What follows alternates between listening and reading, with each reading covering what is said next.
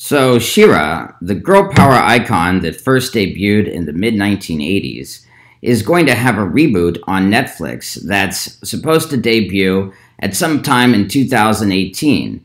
Now, this is pretty exciting for me, and I'm actually a little bit surprised because I wasn't sure if She-Ra would ever get another television show again. She-Ra is the warrior princess and twin sister of He-Man from He-Man and the Masters of the Universe. On May 18th, DreamWorks Animation released this animated poster of the upcoming She-Ra show on Netflix on Twitter. There's reason to think that this will be a good reboot, considering the fact that the Voltron reboot on Netflix, which was another 1980s cartoon, is widely praised. It does appear from this poster that the animation style of the reboot will likely be different from the original's animation style. But in the 1980s, it was very in vogue to use sort of realistic animation, and by that I mean characters had very sort of similar proportions to what actual humans would have. Nowadays, it's more common to use more abstract animation, and I think that that's okay as long as they don't go too far in that direction. The reboot of Voltron uses a lot more abstract animation than the original Voltron did, but it's not a problem. Now, there is an upcoming reboot of Thundercats that has been widely criticized for having an animation style that looks like Teen Titans Go. Hopefully, they will not go that far in making the animation abstract in the She-Ra reboot. There was some speculation that She-Ra might be wearing pants underneath her skirt in this new show. This was based on a pencil drawing that was released in December of 2017. But based upon this poster, it looks like she's not going to be wearing pants underneath her skirt, which to me is a good thing because I didn't like that aesthetic at all. Now, on the surface, you might cringe a little bit and think, well, you know, isn't a cartoon like She-Ra going to end up being some sort of like feminist SJW thing? And I can understand that concern. Because even though feminism is supposed to be about the equality of men and women, in practice, feminism is often quite toxic. Because instead of being about equality of men and women, it's more about the hatred of men or misandry, or the false idea that women are always being victimized by men. But the thing about the original She-Ra cartoon, and hopefully the reboot will do the same thing, is the original She-Ra cartoon did not fall for any of the traps of toxic feminism. The original She-Ra cartoon was never about women fighting male oppression.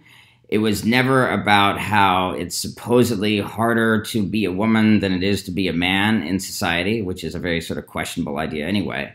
She-Ra also never got involved in trying to fight the patriarchy or anything like that. An article on enlightenedwomen.org that comes to similar conclusions about this show that I do praises the show for its perfect balance of male and female strength and power, equality without any sense of submission or superiority. The author then writes, "It seems as though there was a brief moment after the late 1970s where men and women were equal. Obviously, women could vote, many were going to college, and a majority were pursuing professional careers. However, while riding on the wave of equality, radical feminists pushed for more, claiming that they were still being prevented from being equal to men. But what was equal to men in their eyes? Unfortunately, their motto was patriarchy, a practice which I believe was on its way out in the 1980s and 1990s, if it were not for the radical feminist movement. In essence, radical feminists revitalized patriarchy in the opposite direction. One might call it matriarchy. Instead of men playing the dominant role, radical feminists believed, and still do, that the only way women can be equal is to be like misogynistic men from the days when patriarchy dominated. This was certainly a twisted view, but accurate based on society today." Now, to be fair, in the 1980s and 1990s, toxic radical feminism did exist, but I think the author of this article has some good points. The original She-Ra cartoon did a fantastic job of promoting gender equality the right way, because it was just about strong female characters, never about how females are somehow oppressed by men. And it also did a very good job of sexually objectifying both genders equally. A lot of people complain about the sexual objectification of women, and definitely women were sexually objectified in the She-Ra cartoon, but it makes up for it by sexually objectifying men just as much as women. Now, I know that a lot of people don't necessarily like this idea, but I think that in reality, there's always going to be some objectification of women because we are, in fact, sexual creatures. However, if you sexually objectify men just as much, then you have achieved true gender equality. Again, I know that a lot of people don't necessarily agree with me on this, but I actually think that that's the right way to go when it comes to promoting gender equality, is to objectify both genders equally. The show was rife with impeccably attractive female characters in skimpy clothing whose appearance would be difficult to achieve by most females. But the show balanced it out with many male characters also in skimpy clothing who are also very attractive and whose appearance would be difficult to match by most males. You could make the argument that it would be a lot harder for most men to look like He-Man than it would be for most women to look like She-Ra. Incidentally, we don't know if He-Man is going to be in the reboot. He was in many of the episodes of the original, and I think that a lot of the episodes with He-Man in it were actually pretty good episodes. She-Ra was a strong enough character that He-Man never overshadowed her.